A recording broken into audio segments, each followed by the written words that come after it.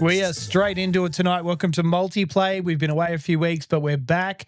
Episode 25, I believe, for the 14th of April. If you're listening to this on the podcast, which is available everywhere, you can get it on iHeart, Apple Podcasts, and just anywhere you get good podcasts, and obviously quite terrible ones as well. Hello, I'm Doc, and Luke is joining me tonight. How you going, mate? Top of the evening. How are you, sir? Yeah, great. Really looking forward to chatting some nerd stuff. Of course, Multiplayer is the podcast where we talk all about everything that you play with. That can be video games. It can be pressing play on the TV and watching that, or even Lego or D&D or anything like that. So we just love to play, and we're adult men who love to play. What's been going on? What have you been playing? Mate, I actually haven't been playing too much. I've been a little bit crook, caught some stuff from the kids. So I've got my cup of tea here to pep me up, but I have been catching up on some shows. Yeah, okay. Yeah. I caught the dreaded lurgy from the kids as well, and I've got the sniffles a bit tonight. So rather than tea, I'm washing mine down with a bit of wine, though. Yeah, yep. I don't know if that'll make it better or worse. We'll see how that goes. To your doctor's orders there. Yeah, so what have you been watching then? Let's talk about that. Well, after you gave me heaps because I was so far behind on Daredevil. Oh my God, you're up to date. Almost caught up. I've got one, I think one to go. But man, awesome. I love it. It's so good, right? It's just like the old series, like you said. Yeah. But, it's still brutal. They didn't Disney-fy it, which I was a little bit not worried, but, can happen. Some of the CGI is a bit, how's your father? Yeah. I don't know. With those TV shows, like I don't expect top-notch CGI. Yeah, I guess, in some of those. I think there's a scene in the first episode where he's it's just before that major changing event happens, and he's swinging in his suit, using his grappling hook thing. Yep. And it just looks a little bit meh. All right, I could do that on my home PC. Yeah, I guess. Look, yeah, it's possible. I guess not possible for me to do on my home PC, that's for sure. But yeah, well, I say that, but I couldn't do it. But at the same time, yeah. When you've got those TV budgets, I think you've got to expect, a little bit of a downgrade from your Avengers movies or something. But having said that, everything since has been amazing. But it's the story's good, the acting is good, like you said. What's his name? The Kingpin, Vince. D'Onofrio. Yeah, he's awesome. No, it's I want some more. Like, it'd be good to have a bit more Punisher, but yeah, right. We're easing into it. Into it. But they're starting to connect it up to the other movies and the shows I see as well. There's some connections there with Miss Marvel and no spoilers, sorry, but that was the. We should talk about that though, because that's one of the best episodes, right? That's the bank heist episode. Yeah, no, definitely. And that was it took me a while to realize until he mentioned her, and I was like, yeah, of course, it's the dad. Yeah. Yeah, and that was like that for me was the moment Daredevil changed a bit too. So it was kind of good up until that point, but that's where it got really good because he starts to become Daredevil again, not just Matt Murdock. Is a pretty bold move in an 8-episode series. Yeah, for him to be not Daredevil for 6 of those episodes. Yeah. So, but good, shows how strong it is, right? That it still works even without him in the suit. And that's what I haven't read a ton of Daredevil. I've read, some of the older arcs and then a few of the recent kind of ones.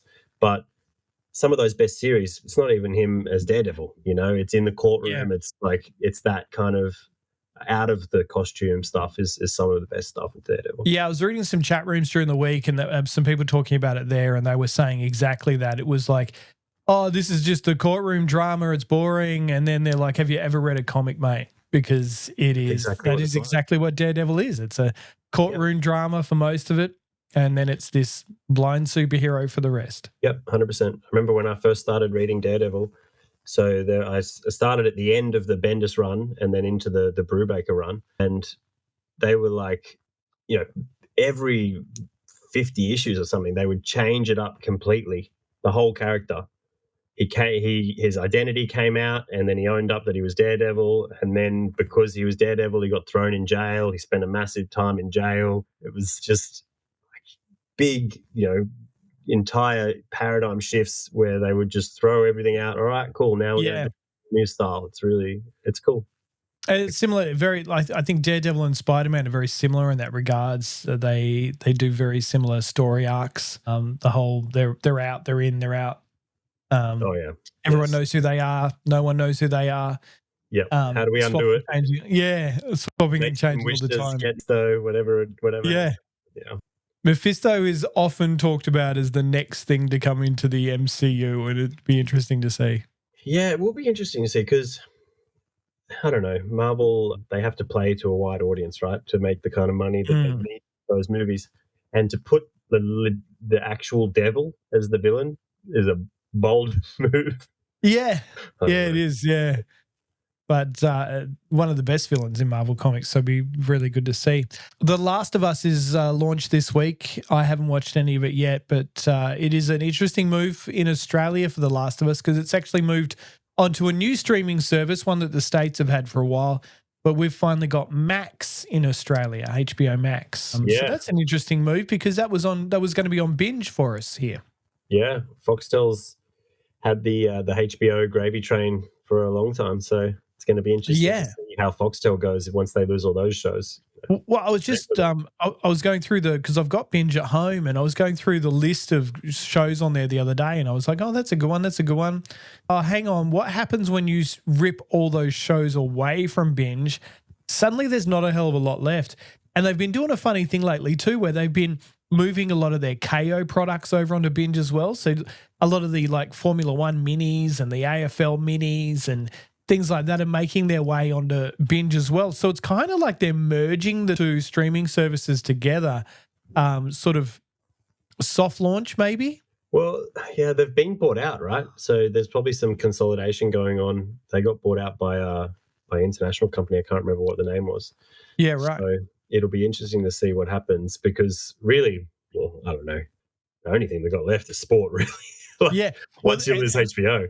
but that's also the thing, right? So they're owned by the company that owns them owns Binge and KO. And on KO, they've just recently, I don't know if they've lost it, but Disney has now taken on ESPN in Australia. Right. So if Disney has ESPN, then KO are going to lose like the NBA and a lot of those big sports. Yeah. So it makes sense that the two channels just sort of maybe partner up and become an entertainment sports channel. Bit like you see with, Stan is entertainment and sport.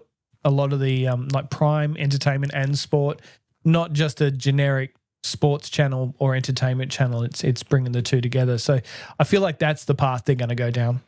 Yeah, look, it doesn't hurt me because I'm not the biggest sports fan, but it must suck for those sports fans, but who used to be able to get everything in one streaming service and now have to have 4 streaming services to get all the sports or games that they want to watch. Like That's the thing, yeah. I follow Newcastle United in the Premier League, but I have to have BN Sports to watch the Carabao Cup. I have to have, I think Stan was where the Champions League was at one point, and yeah, so it's all over the shop. It even really, Netflix now has got NFL, doesn't it? Like Christmas yeah, games or yeah, something. right, yeah, Crazy. yeah, crazy. But we caught up in person last week, Luke, We did and we watched the in the Formula flesh. One. Yeah, it was good. Yeah. I'm not a diehard like yourself, but it's good to watch. It's a good spectator sport. I'm a bit like Daredevil. I'm a born again diehard. So it's like, yeah. So it's like, Thanks, it is mostly thanks to Lego and Drive to Survive. I've suddenly recently become a Formula One fan. So even this morning, I got up early to watch the Bahrain Grand Prix and saw Oscar Piastri win that one, which was also really cool. So yeah, Good to have an Aussie on the podium. yeah. Yeah, really good. There's his second win this season. So, yeah. Anyway, enough sport. We're talking nerd stuff. Split Fiction's a game I've been playing for the last week. It's a lot of fun, but it's really difficult to play when you're on your own. So you've got to find someone to play with all the time. It's obviously a game. Hey? Roll a tier. Yeah. It's hard to play on your own. It's hard to play +1. Well, it is because it's a co-op game. So Hazelight Studios, of course, very famous for making It Takes Two, which was a huge game of the year. Split Fiction is as good, if not better, than It Takes Two, I think. And the handy thing about it, it comes with a friend pass. So essentially, if you've got a console, I can say, hey, download the friend pass for Split Fiction, and you don't have to pay anything. Only one person needs to own the game. I think that's a really cool concept. It's amazing. Yeah. So I it's one of wonder. those So, what you're playing it on Xbox or PC? on PlayStation. Or on Yeah. PlayStation. Yeah. I Yeah, but wonder if it's got it's cross-platform that you crossplay. can play. Oh, it Yeah, it does. does. Yeah, crossplay. Yeah. Because it's on Game Pass, so maybe we should try and tee that up. Yeah. Yeah, that'd be cool. It's a really fun game to play. It's set in both the sci-fi and fantasy world, and yeah, just got everything that I love about nerddom all rolled into one. So I think it's really worth checking out. It's really cool. The other one I've been playing this week is Adamfall. We talked something about this. Yeah, we talked a little bit about it. Yeah, last week that it was coming out. Last time we caught up, it was coming out, but now I've actually played it. It's great. It's like Fallout Light. Mm-hmm. So it's a bit like, you know how Avowed, we talked about that being sort of Skyrim Light. Mm-hmm. Yeah, this is like Fallout Light. It's from Rebellion, who I just love as a company. They, of course, were very famously involved in doing the Sniper Elite games. Oh, yeah. And but also the 2000 AD games. So they did Rogue Trooper and Judge Dredd. Oh, that reminds me. During the week, my dad sent me my old comics. Oh, his old comics. 2000 AD. I'll grab some and show you. Look at these beauties. Sorry if you're listening, but I'm going to describe these to you as well. If you're not watching the pod, these are 2000 AD comics, and this one's dated 17th of December 1983. Look at those. And it's got a beautiful yellow tinge. Yeah, even the cover's newsprint, is it? It's not. Yeah, it is. Yeah. Yeah, wow. And even on the back, you've got that classic sort of kids ad cartoon there as well. They're glorious. Like there's how's the smell? Does it have that old comic smell? Oh, it's got the old newspaper smell. Yeah, that real.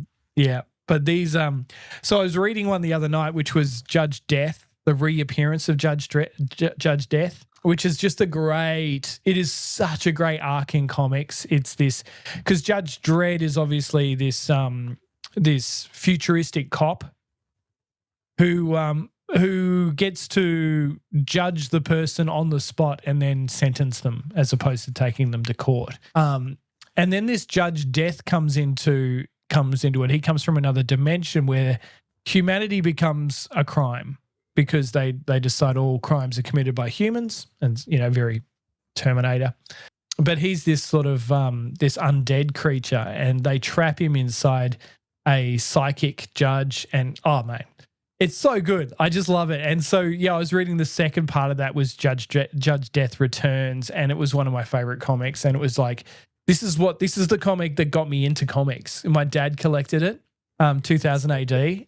And so from here, I went on and started getting Superman. I started off getting a series called Oink, which is another UK-based comic of the week, comic of the month sort of anthology comic. And then from there, moved on to Superman and Action Comics and the rest. But yeah, it's going back through these is just amazing. And I've got boxes of them. Like there's so many here. It is. And I'm just that's so good, man. Working out the best way to store them at the moment. Yeah. Yeah, you want to be careful with those because so those old, where it's the newsprint, it doesn't hold up that old 70s, 80s, or 60s, but anything from the 80s back, you got to really make sure that you store it properly. So you need the silicone gels for mold, right? Bag and board, put them away. Obviously, it depends on what you're looking to do with them. If you're looking to like really preserve and sell, or just kind of keep them for reading. So it depends on what you want to do. But yeah, I think just keeping them. Go through and look for some keys as well, and see you might be sitting on a gold mine, mate. I should get your help with that because I'm almost certain there'd be some first appearances of something in there. But he was collecting for many. All the boxes here behind me of all my floppies. Yeah. Yeah, absolutely. You were getting some graded recently, weren't you? Yeah. Maybe I'll do that one time on the pod. We'll go through some graded slabs, have a look. Yeah, that sounds good. Yeah. There's some guys that are a lot more into it than I am, but every now and again I try to what I was trying to do is just slab the old stuff that I'd had for a while. So there's some stuff that I bought in the late 90s, early 2000s, where Yeah. at the time it wasn't a lot of money, but they've kind of, increased slowly over time. And a few things that I bought from the store as it came out that eventually got quite expensive, like first appearance of Miles Morales. I bought that online the day it came out.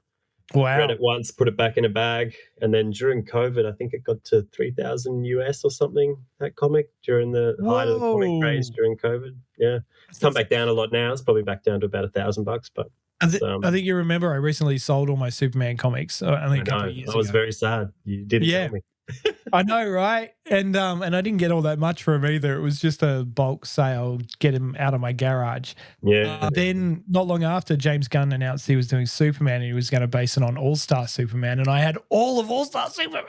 I'm like, oh my god. the sad thing is, Silly. I've actually been buying All Star Superman slabbed because I just wanted to have them, and the fact that you sold an entire set I could have just given it breaks to you my because heart. I got nothing for it. So, but yeah, it's the greatest Superman comic ever written.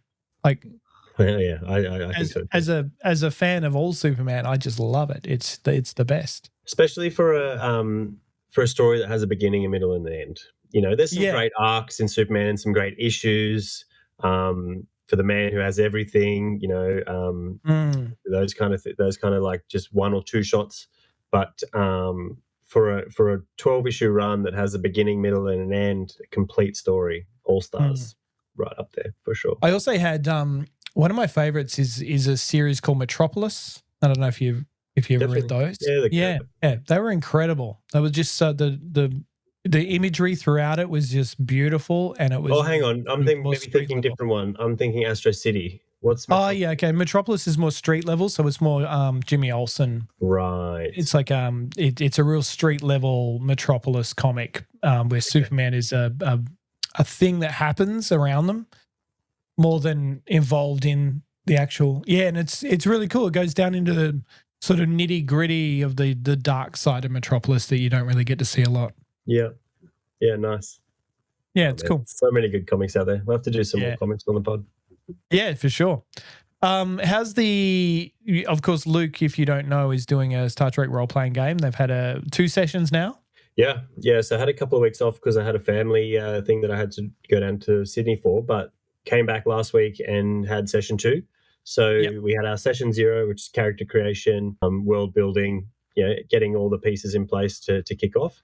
Session 1, I don't think we've chatted since then, but it went pretty well. So the whole premise is the ship, the USS Valiant, is on a mission on the edge of the neutral zone, runs into a derelict ship. The crew went over to investigate. So we've got a crew of 5 who are our regular players, who play every week, and went over to the ship to investigate, discovered that the ship was actually from the future, had traveled back in time, and had been retrofitted with Borg technology.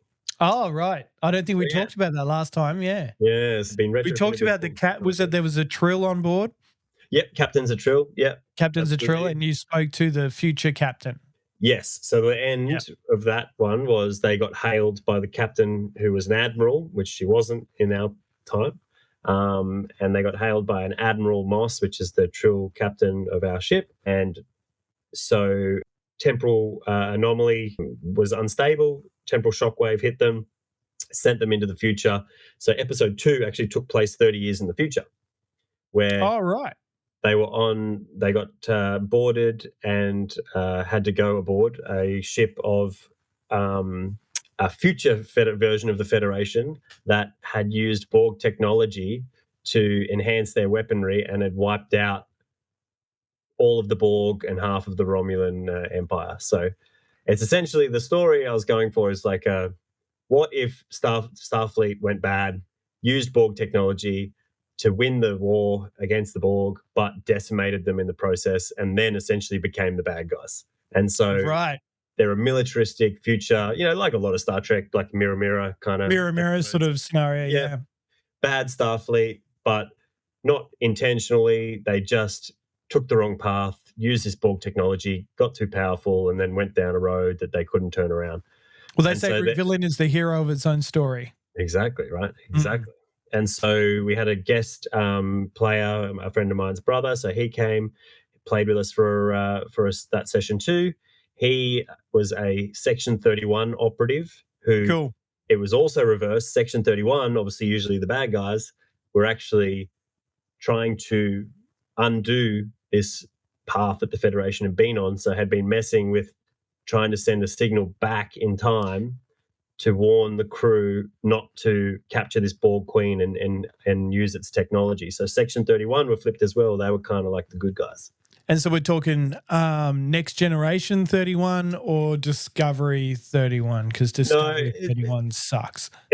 No, it's all set. Our campaign Discovery doesn't exist. Yeah, thank Christ. I hate that show so much. Yeah, I watched the first season and then I couldn't do anymore. Yeah, and I even tried to watch the movie, the Section 31 movie. Oh, wow. You did more than me. I saw the reviews. Fell asleep. I don't have enough time for bad movies or bad TV these days. Yeah, it's stuff. Bloody terrible. Because I was like, oh, Michelle Yeoh, like she's great in most things. But no, she's not in this. She's terrible. Yeah, okay. Oh, yeah. I'm glad I steered clear. So then episode 2 finished with them manning. They just found their way back to the temporal anomaly, which is a collapsing star. You'll like this. They slingshot round the temporal anomaly. Classic. Boom, back in time. So the end, it was actually really funny, was everyone had to do everything in sequence to be able to fly this ship around the black hole, the collapsing star, and then slingshot back in time 30 years to get back to where they were from. So everything had to happen in this perfect order. Someone was rerouting power from the engine, someone was piloting the ship, someone was scanning the anomaly, and all this had to happen in about 5 successful rolls. And we had the Star Trek music cranking, everyone rolling one after the other, and they made it back in time. That's so great. And now we will continue the story back in the present, but they've been caught by a Romulan bird of prey who's part of the temporal operations unit, who are the ones that make sure that time isn't messed with from the time. Right. Okay. Yeah. So we'll see what happens in episode 3. And you're playing again tomorrow night. Yep. Tomorrow night. Yeah. Great. So yeah, 2 more episodes and then we'll call it there. But I think I'm going to try and do a maybe 3-month one next. So we'll see. Oh my God, it's only a 4-part episode. Because I don't usually GM, so I wanted to just not bite off more than I could chew and start small. So yeah, we'll see how it goes. Yeah, great. Hopefully the guys like it and we can do another one later on. That's always hard. Those smaller campaigns are always really hard because I always get so attached to a character. And so generally, like when you start a new one, you're re-rolling, you're starting a new character from scratch again. But I just find that, I like to use that same character. Yeah, look, I think there's something about growing attached to those characters and, not enhancing, but, following through with those stories. So when we finish this campaign in 2 weeks, we're going back to a campaign that we started in 2014, I think. So 11-year campaign. Actually, no, not the same characters, same world. Our DM killed the entire party at one point because we were too powerful. So we are the next generation of that. Yeah, right. Party. But yeah, that story's been pretty much ongoing for 11 years. That's so good. I love that. It's pretty cool. I love to hear that. So you would have seen the big news that's happened since the last time we spoke, and that was Nintendo have launched themselves the details of the Nintendo Switch 2, including the price, which has been very well talked about over the last few weeks all over the internet. In Australia, it's going to be $699.95 for the base Nintendo Switch 2. If you do go ahead and get the one that comes with Super Mario World, then I believe that one's up more around the $770 mark from memory. I'm just trying to go through $769.95. That's a lot of clams. It's a lot of money for a Nintendo console, especially considering they're generally, a generation or 2 behind. I know NVIDIA are very much invested in this new console, and they're doing a lot of work to make sure that it's performing better than a normal Nintendo console. You are going to have 4K resolution when it's docked. But there's a caveat to that, but you saw that, right? Yeah, it's 4K upscale. It's DLSS upscaled, which is fine because DLSS is pretty good now, but it's not native 4K, which is obvious. It's a No. Nintendo console, but But at the end of the day, your frame rates are gonna do a lot more for games than the resolution itself anyway. So having 120 hertz frame rate, I think, is a much better selling point for the console. yeah, it'll be interesting to see. I think at the end of the day, people aren't buying Nintendo consoles to have bleeding edge graphics. I But agree. Yeah. Yeah. yeah, look, I think there was playing. I haven't played the latest Zelda, but even playing that previous Zelda on the Switch One, there's Breath of the Wild. there's some periods, the points in that game where the console struggles a bit, and that frame Oh, rate, it's chugging. it's Yeah. chugging. Not terribly, but Yeah. having even just on handheld a silky smooth 1080 at 120 FPS Yeah. could Yeah, be Tears of the Kingdom was could be really good. really chugging at points as well, and so it's gonna be good. They are doing upscale versions like Nintendo Switch 2 versions of those games, which is gonna be great, but they're gonna charge you for it as well, which is a bit on the Yeah, nose. have they released pricing on that? They haven't, no, not that I've seen, but at the same point, it's just like, okay, so I'm pretty sure when I bought my PlayStation 5, I got instant access to a lot of those games that like the Definitely. upgrades for those games. So, and even down to, I think we were talking about it the other day, is when we were watching the Formula One, we were talking about the demo game that's coming out for it, which teaches you how to use the controllers and everything to the best of your ability. When PlayStation released Astrobot, Astro's Playroom came with the console. And that was a demonstration game to teach you how to use this amazing new controller called the DualSense controller, which has all these awesome features that you wouldn't know about apart from playing Astro's Playroom. So for Nintendo to then charge for the demo game that's coming out, and they're talking about $10 US. So what's that, about a $20 Australian? That's crazy. That's Which is, ridiculous. like it's ridiculous that you would charge for that at all. And from all reports, anyone who's played the demo has said it is ridiculous that they're charging for that. There's a The lot of interesting thing things. I thought was you go and release a Switch One OLED, which everyone loves, Yeah. and then you don't make the 2 an OLED. Like, I get it, you're leaving it open for a refresh, down the line Yeah. and for everyone to sell a new console, but that's a bit of a come on. Like, So I you've was already done it watching on the 1, why wouldn't you do an OLED on the 2? It's just crazy. I was watching one of my favorite Aussie streamers the other day, and a guy I met when I was in Sydney recently at the Assassin's Creed launch for Shadows, who has a channel called Skill Up. So I don't know if you've seen Skill Up on YouTube before. If you haven't, make sure you go watch it. It's an amazing channel, and the guy's awesome. But he was doing his playtest of the Nintendo Switch 2. They offered to take me along to the Nintendo Switch 2 Melbourne test. So I had the opportunity to go down there and do it, but I had to pay for flights, and I was like, I'm not paying for flights. I got to feed 2 kids. Give me a break. But yeah, so he went to the States and played it anyway, and he was talking about how good the screen was. Surprisingly, how good it was. He said that he was expecting it to be far less involved after not being OLED, but ended up walking away from it going, actually, you know what, that screen's pretty good. It's really vibrant and bright, and it's surprising that they've been able to get that much out of that screen, even though we don't know much about the manufacture of it. It sounds like it's a really good quality screen. Okay. Oh, well, that's good to hear. Maybe that's what they chose. All right, we'll save a little bit of cash on the dev, and the screen's not that bad anyway, so Yeah. But also, if you do move to OLED, it's better on your battery, isn't it? ooh, I don't know. I I don't think it know. is. I think, yeah.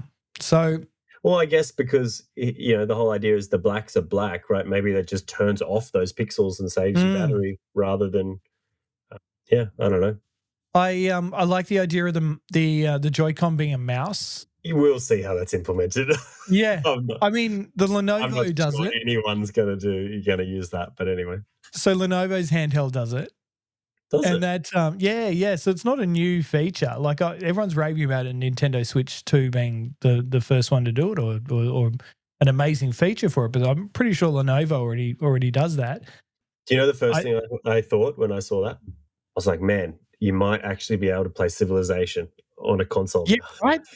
But also, like, if you like, the demos were all showing. There was 2 demos I saw. One that was playing the new Metroid game, Oh yeah. right? And so there were people playing the new Metroid game, and so that's got, using a mouse for a first-person shooter is a no-brainer. That you're going to get fantastic aim and everything. The other one was they were playing a wheelchair basketball game. Yeah, I saw a clip of that. That looked And I was like going pushing the 2 things, and it like that for me, that was like the sort of innovation I expect from Nintendo, especially from the Wii, from the Wii and the Wii U, and that. sometimes it's innovation, and then sometimes it's just weird Japanese stuff, like the cardboard thing they did that time. Yeah. That is very They do bizarre. some weird stuff. Yeah. No, But not no, gonna we'll lie. see. If any games implement that, I'll be interested to see how it works, but Yeah. I'll believe it when I see it.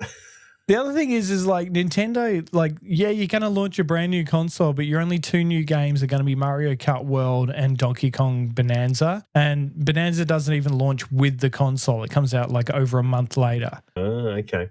There was a big list of games on the launch window, but they're just all third parties, I guess. Probably third party, but I mean, we are going to get a new Souls-like from Elden Ring. From Software. From Software, yeah. So that is kind of cool, but it's also an online multiplayer one. Okay. So Great. it's gonna be. So I can bang my head against the wall with friends. Oh yeah, I know, right? Metroid Prime will come out sometime this year, and that'll be a new game. But the rest seem to be just, as Nintendo do lately, remasters of remasters. Yeah. The Donkey Kong game could be interesting. Yeah, look, I love Donkey Kong games. They were always fun. I just recently played the most recent version of the Donkey Kong Country series, the HD remake. Oh, I love those games, man. They're so much fun. Like, they're just stupid fun, and I love that didn't about have them. a SNES, but I spent so much time at my friend's house on SNES just playing Donkey Kong Country 1 and 2. Yeah. Great games. Yeah. It's just one of the classics. And I think back in the day, we used to rent SNESs from the local video store, and we'd get Donkey Kong, and we'd get Teenage Mutant Ninja Turtles, Turtles in Time.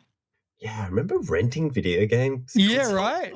Renting consoles because because I had a PlayStation. There was no way I was going to be allowed to get a Nintendo because I had a PlayStation. So we rented a 64. I think it was my birthday one year, and then we had 2 TVs set up, had a 64 and a PlayStation running, and multiple different games. It's so funny. I've got a friend now, and she was telling me the other day that they tell their kids that they rent the console, and then they pack it away during the week and bring it out on weekends. How great's that? When those kids go to school and talk to someone, they're going to be like, what are you talking about? Yeah, they're like, where do you rent it from? Like, is there a store? Like, there's not even video shops where you can say you're renting it. Right. So good. Yeah, you're lying to your kids, all right? You're lying to your kids. Yeah. Hey, but they're not sitting on the console the whole week. It's good. That's right. That's true. Anyway, so look, I'm sort of half excited for the Nintendo Switch 2. I think it's going to be a great console. I love my Nintendo Switch. I play it all the time. I've been playing, what have I been playing this week? Xenoblade Chronicles Definitive Edition, which is, surprise, surprise, a Wii U game that they've given a definitive edition to. But real great Japanese animation RPG. And, that's what it's great for. Hopefully, now that we're getting essentially a HD Switch, one that can run 4K, maybe, just maybe Nintendo, maybe, and I'm just putting it out there, maybe we can have a Pokemon game with half decent graphics. No, not possible.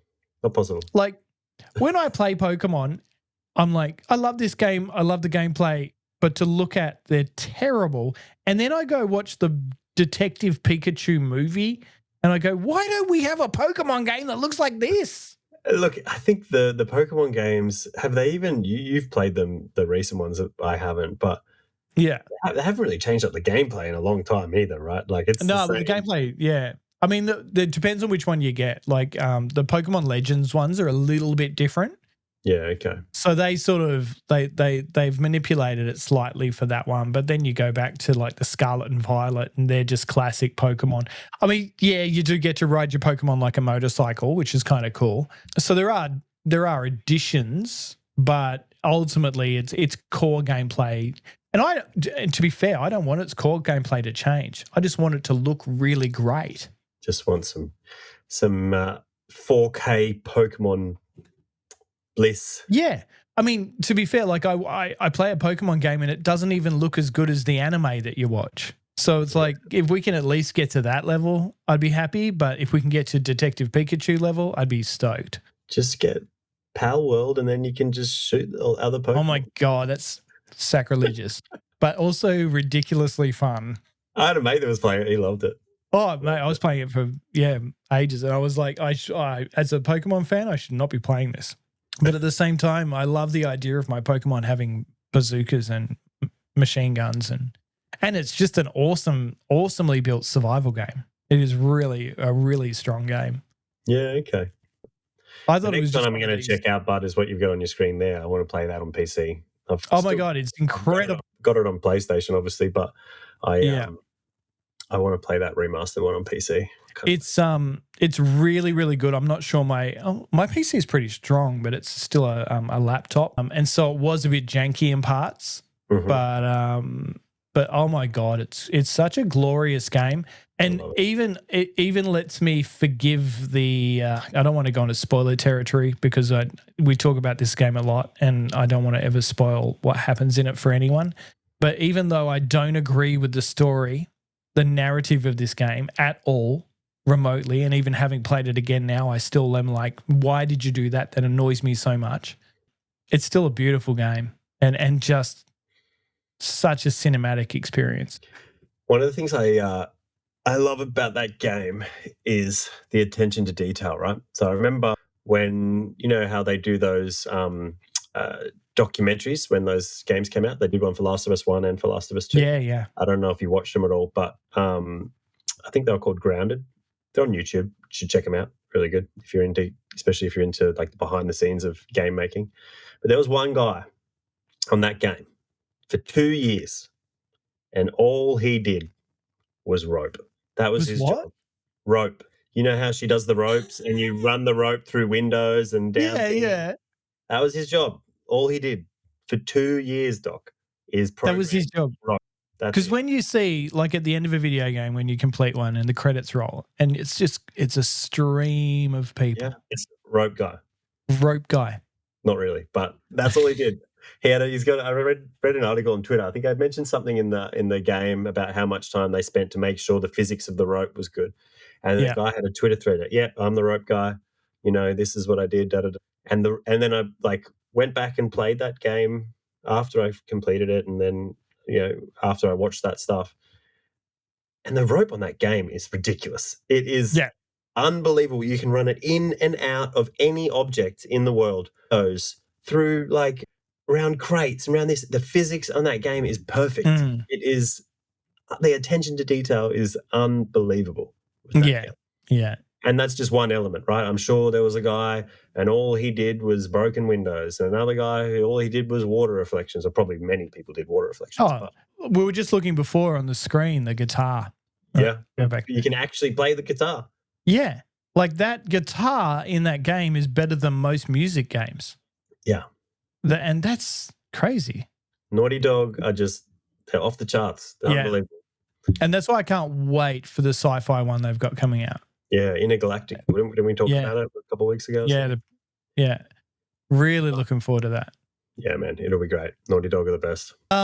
We've been talking a bit about comics today too, and of course, Marvel Cinematic Universe. They did that massive live stream where they basically it went for hours, and they dropped a new director's chair down to say, here's the next person who's going to be 5 hour stream. Yeah. 5 hours. And it's like, this person. Before we start talking about what you want to talk about, one thing I want to discuss is, were you excited to see the names of the X-Men movie, X-Men characters, the actors from the previous movies? No. And I'll tell you either. So I think I can relate. So I'm interested to hear what you say, but I'm almost certain we're going to be on the same wavelength. yeah, because it's not a surprise, right? So you, and I know you don't want to give away the story. You want to play your cards close to your chest. I get that, but you also don't need to drag it out for 5 hours on a YouTube video. That's just crazy, because what are people going to do? They're going to stop in every hour and then scroll back or something. Like, I don't understand the logistics of what they wanted people to do with that stream. But Yeah. the X-Men characters, yeah, no surprise there.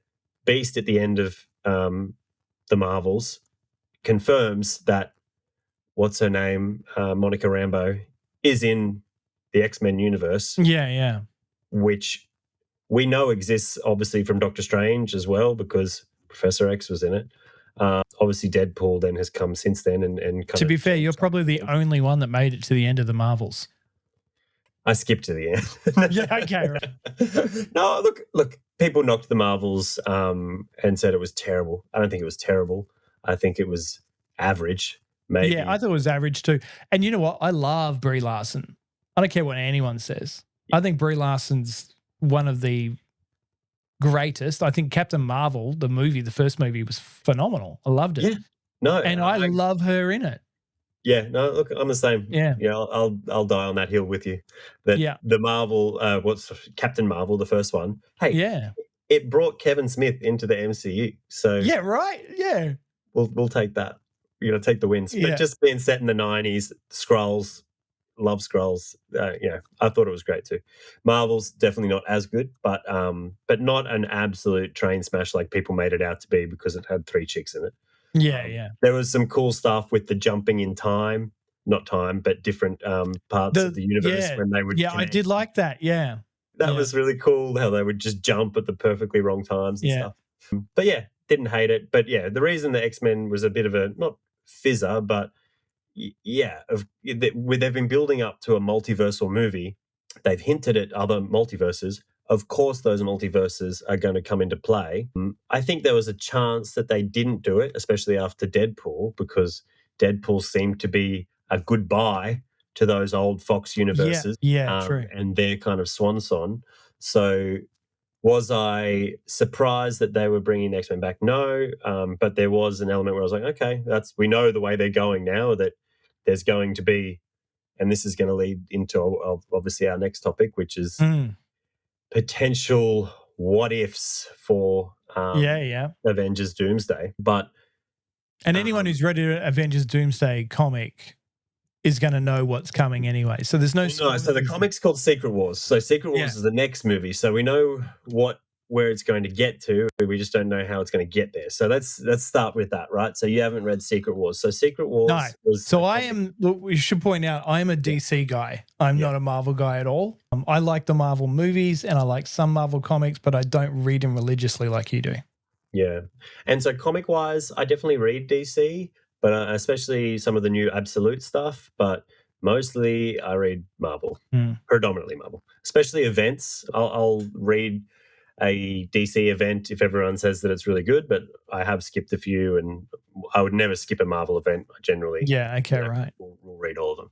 But 2015, Secret Wars. So Jonathan Hickman, one of the best Marvel writers, in 2015, does a series called Secret Wars with Esad Ribic, the artist. So the premise is the multiverse, the Marvel multiverse, is essentially coming to an end, right? The behind the scenes was they needed a way they felt like the Ultimate Universe had run its course. They needed to wrap up the Ultimate Universe and end that line because it just wasn't selling that well, but take the characters that were good from that universe, hence mainly Miles Morales and the Maker, which was a bad version of Reed Richards, and incorporate them into the Marvel universe. That's the behind the scenes, the behind the artist. And so there's these incursions that are happening where, because the multiverse is collapsing, and they find out later on that the collapse of the incursions are actually caused by the Beyonders, who wanted to end the multiverse. But the new Avengers decide they can't stop these incursions. And so rather than 2 multiverses coming together and destroying each other, which is what was happening, New Avengers, which is like the Illuminati, sorry, not the New Avengers, which is a cabal of Professor X, Doctor Strange, Tony Stark, Captain America, T'Challa, and there's someone, Namor. And of course, we saw the Illuminati in the Doctor Strange Exactly. movie. Yeah, that's the Illuminati. Exactly. So they came together and they said, well, what we'll do is we'll preemptively destroy one universe to save the other. So that way, at least one of the multiverses survives. And then it happens, this happens over many, many issues, and it gets to the point there's only two universes left. There's 616, the mainline Marvel universe, and 1610, which is the Ultimate Universe. And they're starting to incur to come together, right? And so eventually, Doom harnesses the power of the Beyonders by putting it into Molecule Man, and he figures out a way to stop the collapsing of the multiverse. And so what he does is, to save the multiverse, because everything's going to be lost, he brings it all together, the entire Marvel multiverse, into one planet called Battleworld. And so Battleworld consists of, can I share screen? Yeah, of course. I'll move you over to your shared screen there. So Battleworld consists of an entire planet made up of the Marvel universe, of the Marvel multiverse. Really? So you've got the Marvel Zombies universe, Marvel 2099, and they're all different continents. They're all different places, sometimes mostly countries and continents that have all been merged together by God Emperor Doom, who harnessed the power of the Beyonders and then made Battleworld. And so God Emperor Doom is who Tony Stark, sorry, no, not Tony Stark, Danny Jr. will be playing. Yeah, so I have a theory on that, right? So we know there's the multiverses in play, obviously the X-Men. Yeah. Right? So the Fox multiverse. Yeah. We know Fantastic Four is going to be set in a different time, and it's not in the past of the current Marvel universe, so it's pretty safe to assume that that is another multiverse, right? Then you have your normal, I don't think they call it 616 in the MCU, or maybe they do. I can't remember. I think it might be 1610, actually. 1610, yeah, which is the old Ultimate number. But so my theory, because obviously Doom is a Fantastic Four villain, Tony Stark in the Fantastic Four's multiverse goes bad and becomes Doom. That's why they look the same. So he's not Victor Von Doom. He might. Yeah, that's where I don't know. That's where it's unsure, right? But it makes sense that they've announced it now, prior to the Fantastic Four film coming out. I just think, how do you justify it to all the people that watch the movies only and I don't know any of the background? They just watch the Marvel movies. They're not comic fans. They're not big nerds like us. Yeah. That hang on, but I thought that guy was someone else, and now he looks the same over here, and I'm confused. But if you then explain it that no, this is what if Tony Stark went bad, or even it's Howard Stark went bad or something, and it just looks like Tony. But maybe it's a multiversal thing, that it's Tony Stark is the Doctor Doom of this multiverse or something, right? Right. Potentially. But essentially, what's going to happen? This is, complete speculation. I have no idea what's going to happen. Yeah. But Doom's going to save the world. Doomsday leads into Secret Wars. Doomsday is your Empire Strikes Back. All the heroes lose. The Beyonders, or the incursions that were happening at the end of Doctor Strange, where it's Infinity War. What's that? It's Infinity War. That's what they did in Infinity War. Exactly. Infinity War was the Empire Strikes Back. So Doomsday is the Infinity War, the Empire Strikes Back. They lose. Doom brings it all together into Battleworld. And then Secret Wars, you have a multiversal Avengers team made up of all the Avengers throughout all time and all multiverses come together. You get the X-Men with Captain America, with Iron Man, with Spider-Man, Hulk. You get all people from the past, maybe from the future. You can have any hero, anytime. You can go back and bring back whatever. It doesn't matter. It's all on the table. Yeah. Right? Doesn't matter if anyone's dead or whatever. And you get to have this multiversal Avengers team in the Secret Wars of Jonathan Hickman, God Emperor Doom has this court, and his police are all Thors that are from all over the multiverse. So there's thousands of different Thors that are his like police guard, and then what's his name? Doctor Strange is his sheriff, and no one remembers what happened before, right? They've all had their minds, so everyone just exists and thinks that this is just how everything's always been. Doom's the god who created our world. And every one of these countries or places is ruled over by a Marvel villain who reports back to Doom. So, how do you think that's going to be, like, first portrayed on screen, but also met by the general movie-going public? Yeah, it's going to be who are going to be as confused as hell over that. And that's the thing, right? Because it's a good point, because there's been kickback to this multiversal saga. Yeah. One from, I think, people like us that say it hasn't been progressing quick enough. Yeah. And then I think, two, from people that aren't as into it as us, where like they don't understand the multiversal stuff. They just don't. Yeah, I think if anything, that Doctor Strange movie showed us a lot about how people just don't care about the multiverse. Yeah. On the other hand, there's the Spider-Man animated films which show us people do. So it's amazing. Like it's such a. And so here's the other contradiction. You can bring in Miles with this. You can bring in this multiversal Avengers, Miles can come in at the end, and you can bring in real life Miles instead of animated Miles. Yeah, but that would also suck, because I would rather Miles came in. I think Miles is such an important and integral character to the modern Marvel universe that he deserves his own film. But this is the thing. Don't backdoor him in some Secret Wars thing. No. But you backdoor him, and then he gets his own film, right? Because like they did with Spider-Man in exactly in Civil War. Yeah. And so now we're going to get into a little bit spoiler territory now. If you're happy for us to go there. Yeah, let's go there. So this is leaked concept art that came out last month. I only just found it the other day, and I was like, I need to talk to you about it. So now we're sure this is leaked concept art. This isn't AI generated crap. No, this is leaked concept art. Right, okay. I read it on the internet, Doc. It must be true. It must be true. Says the two guys talking on the internet right now. So there's two pieces I want to show you, right? So first of all, this is apparently hang on, I need to put my glasses on. This is a really blurry. We need to take this serious. This is apparently a set photo of I'm not talking about say Tony Stark, of RDJ as Doom. As Doom. So it could, the concept art obviously doesn't generally look exactly like the movie, but you'll see that it looks pretty spot on to the comics. But so this is a reactor? It looks like doesn't it? It looks like an art. Yeah. I'm telling you, man, Tony Stark, bad is what I'm thinking. It's just bad Stark. You're right. Is what I reckon they've just disguised it as Doom.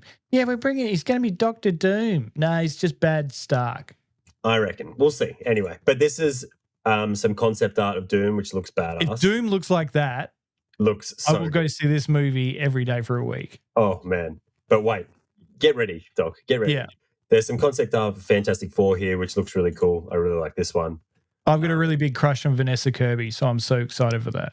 Yeah, it's going to be I really can't wait to see that movie. Yeah. But let's get to the good stuff. Let's get to so here we go. God, that looks so good. Amazing, hey? Then I mean, he's got terrible posture, but now God Emperor Doom. So how does he not have back issues? This one or this one? Both of them. Like he's like sitting like this. Not great posture, yeah. Yeah, it's like so you're gonna be a hunchback when you're older, Doom. My theory here is one of the universes that gets folded in and becomes part of Flick Back Battle World is, I can't remember the name of it. I'm pretty sure it's one of them. But yeah, it's like an old school universe, right? So one of the Marvel universe, Marvel books that was done by Neil Gaiman was Marvel's, I think it was Marvel 1609 or something. It's like a medieval Marvel. Yeah, sure. But this looks kind of like that style. See how they're like wearing medieval outfits. And you've got God Emperor Doom, Sorcerer Supreme, Benedict Cumberbatch here is the sheriff, which is definitely leading towards this is in Secret Wars. And then someone's been brought to him here. this is like definitely looks like it's going to be Battleworld. Yeah. And this will be one of the places. Now check this out. World Hulk or Hulk? What is it? So Hulk, Planet Hulk. Yeah, with Jennifer, which is his cousin, with She-Hulk, and Scar, his son, who we met in that. Exactly. Yeah. And so the rumor that I read on this, which could be absolutely horse manure, is that after Doomsday, because they haven't announced any movies between Doomsday and Secret Wars, right? So you have the big fall in Doomsday, Battleworlds brought together. In the comic books, what happened was, while the comic was coming out over those 6 months, all of the series flicked over and did Battleworld stories for 6 months. Right. So in the comics, the Thor comic became a police comic about the police Thors. The Spider-Man comic went off and did this thing, and everyone went into these Battleworld side stories, right? Sure. So one rumor I heard was that once Doomsday comes out, that we'll then get 2 movies which are both set on Battleworld. One being Spider-Man 4 and the second being World War Hulk. Planet Hulk. Like Hulk, Planet Hulk, World War Hulk, some kind of Hulk story set on Battleworld. Right. Because I did see Hugh Jackman was doing some screenshots recently. And so there was talk of him battling Hulk. And is he a big part of? Well, yeah. So the thing with X-Men is, right, so obviously the X-Men are going to be part of it. So I think you're going to end up with Hugh Jackman Wolverine, Tobey Maguire Spider-Man, with Captain America. Maybe you bring back RDJ as Iron Man. I think he's dead as dead. I think they've put the nail in that coffin, so he probably won't go there. But you bring back, and the final team that takes everyone down will be this multiversal Avengers team that will come together on Battleworld. So they'll have to maybe get out of their individual sections in Battleworld and all come together to make this ultimate Avengers team to take everyone down.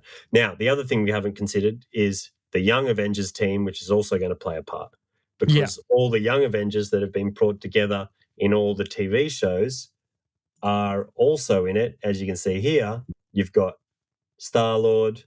Star-Lord's a Young Avenger? No. Star-Lord, Wong with the Young Avengers. So with the Young Avengers. Okay, right. Kate Bishop, Little Ant-Man Girl, Quicksilver and Wiccan. Wiccan. That show was terrible. And then Miss Marvel and Dupe. Is that Slimer from Ghostbusters? Dupe is the Marvel version of Slimer from Ghostbusters. Right, with an X-Men symbol on his chest. Dupe is amazing. Dupe is like one of the best X-Men characters. Dupe is Slimer from Ghostbusters, mate. Don't call me. This Young Avengers is also going to play a part. I really like Kate Bishop. I really enjoyed that series. Yeah, it was really good. And you see the hint in Daredevil too, the link to that with that guy that Kingpin was talking to. Yeah. Her stepdad or whatever. Yeah. Yeah, I love that they're bringing, they're sort of just sneaking them all in rather than just it being a real big deal. Who's that? And a new T'Challa. Yeah, it looks like a new version of T'Challa. So, well, that's a great way to bring back the Black Panther in the way that people want Black Panther brought back too. Yeah, man. So, look, I think we can end the screen share there, but I think there's some big stuff that's going to happen in these 2 movies. There's so much speculation. It's exciting. It sounds super confusing though for the general moviegoer, so I'm really interested to see how that's going to play out. Yeah, me too. I think, look, I remember before Infinity War and Endgame, I see, when we have these nerd chats, I remember saying I don't know if it was you or to my other nerd friends, that it felt like there were too many characters. Yeah. And this once again feels exactly the same. And if anyone can pull it off, it's the Russos. But Endgame and Infinity War, I feel like, some people got a short change, particularly as my mate always mentions, the Hulk. But pretty much everyone got their little bit, right? Their moment of glory. I guess the good thing about that is you only need to pay people for a couple of scenes. Look, I think some of these people's paychecks for a few scenes would be still but it's still like a couple of scenes here, a couple of scenes there. Like they might get multi-movie deal, but it'll be 3 scenes here, 4 scenes there. I'd love to see what RDJ is going to get for this next. Oh, yeah, it'd be next two. insane. I think he got 60 for the other two, so Jesus. it's an immense amount of money. That's crazy money. I think look, I love the idea of it. I hope they finally bring this multiverse stuff to an end, because I would like to get back to being just, you know what, you could make the Winter Soldier for me every year and I would watch the hell out of it. I think it's such a I think Marvel is at its best when it's doing its spy thriller espionage type. Look, I think, I agree with you. Winter Soldier is one of the best movies, but Yeah. but I also like The Marvel Cinematic Universe, sorry, I should say, not Marvel. Because Marvel, No, for sure. But I think the thing that Marvel does well, and DC to an extent as well, those comic book events, right, where I read Spider-Man and I read Hulk, and that's my monthly comics that I read, right? Whatever it is. Yeah. Then suddenly, for 6 months of the year or 4 months of the year, you get a comic which the scope is just drastically bigger. The entire universe becomes in play.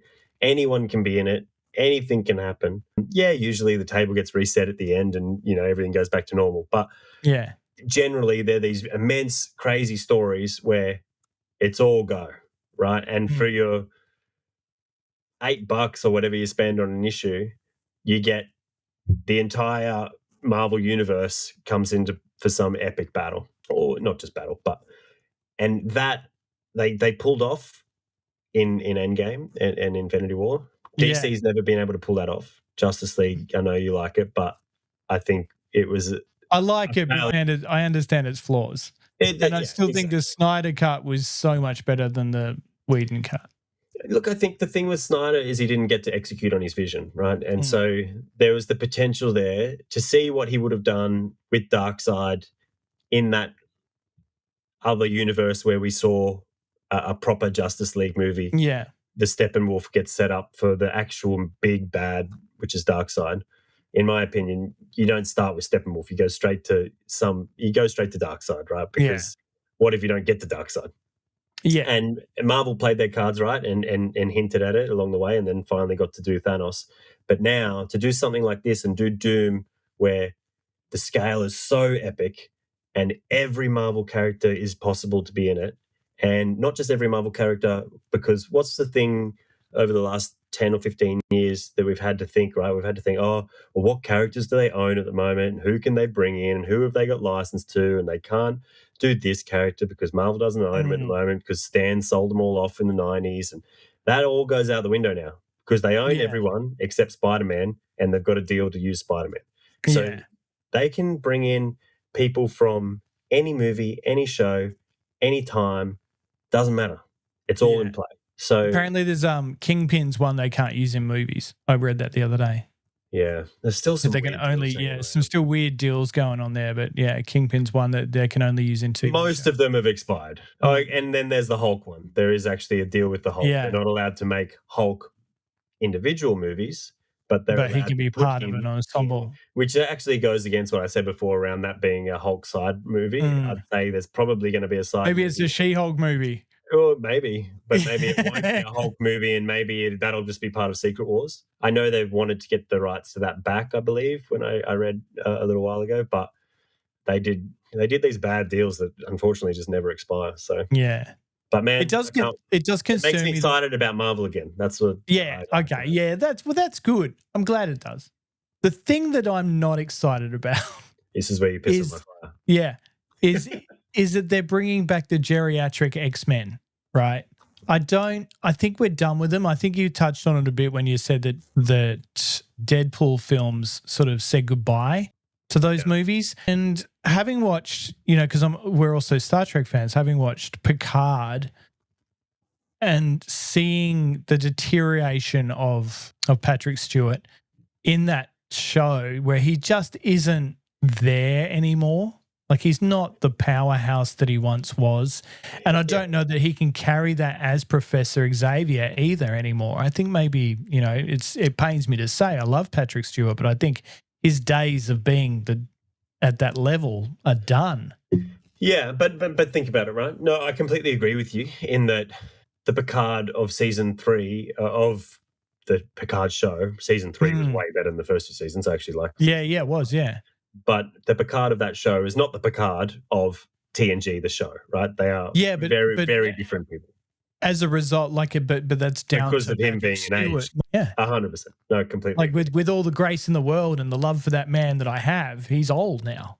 But even like James Masterson, or is it Masters or Masterson? He's old now. Yeah. But you think about it. They're meant to be teenagers. No. But think about it. So let's say this X-Men universe is a universe where all those characters, they have got old, and they don't shy on that. So there's a next generation as well. There's a next generation of X-Men that have come through who are, the younger generation, like what X-Men has done over the last few years, where, you have those older characters that always hang around, and sometimes there's a bit of a legacy element like the DC does, where the new younger generation will take over. So what if they're the older guard, and then there's this young generation of X-Men who will eventually take over and become the X-Men of the new movies. So you're not talking about a younger Cyclops also from another multiverse or anything. You're talking about a next generation of the X-Men. Yeah, look, potential. So more like Scott Summers kids and and so maybe that's what you do with that universe. But then when things get reset, because at the end, at the end of Secret Wars, everything's going to be put in place for the next 15 years of Marvel movies, right? That's the aim of this movie, is to blow everything up so you can put it all back together, and we don't have to be paying people $60 million for 2 movies anymore. We can get a young generation of people, and we can recast and do Captain America again, or we can do Iron Man again, or we can do whatever, but we get another 15 or 20 years worth of movies because we can recast everything, right? So say at the end when you blow it up, maybe then you do get your young X-Men, and you can start fresh and do MCU X-Men with Cyclops, with Jean Grey. That's what I want to see. I want to see that done again. But I think we need to put the pieces in place together. We look like I'm on the crew. Yeah.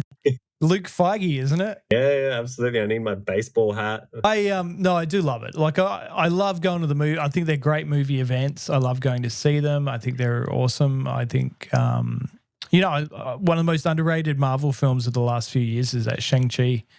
You reckon? Yeah, I think that's one of my favorite ones. I just loved it. Yeah, okay. Something different. You didn't?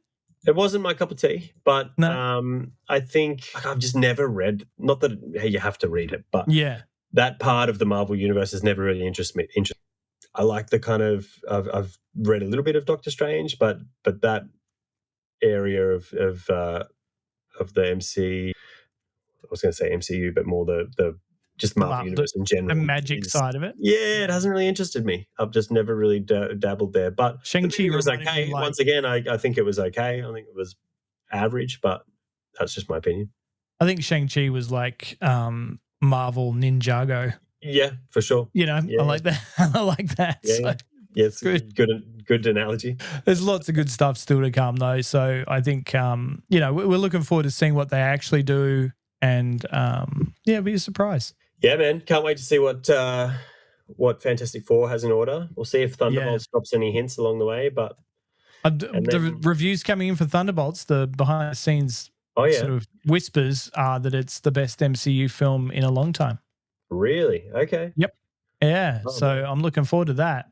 Right. Well, it's going to be a busy year, my friend. July, Fantastic Four and Superman. We haven't even talked about Superman today. We've talked about the comics, but we haven't talked about that 5-minute snippet of just pure bliss. We talked about it last point. No, not the 5-minute one. That was just the trailer. I'm sure. The 5-minute one came out last week. It was a couple of weeks ago, but yeah. Was it? It feels like last week. Oh my God. I've cried so many times watching that. I love crypto so much. It's so dumb. I love it. All good. All right. So we should mention too that after last week, we did last week. I say we chat every week. We chatted last month. We did actually jump on our VR headsets and play some Star Trek Bridge Crew after the session, and it worked really well, surprisingly. Man, How bizarre was that actually? Because we had an issue where we couldn't connect, and then we thought, you know what we'll do? We'll just start a game and see if it pairs us together. And it did, because apparently we're the only two people on the planet playing Star Trek Bridge Crew anymore. Well done, MetaQuest. Great stuff. That game is so good. Yeah, it's so much fun. So even good. though you got trapped as captain and I had to jump between every station to do all the work. Yeah, it's so much fun. Let's not lie. I was always going to be captain. I didn't mind you being captain. Would have been nice if you did the dishes once in a while. Yeah. Well, it's going to be good next time where you have to man 5 departments and I just sit in my captain's chair. Yeah, you just sit back there sipping Earl Grey black. Hot. All right, buddy. It's been great chatting.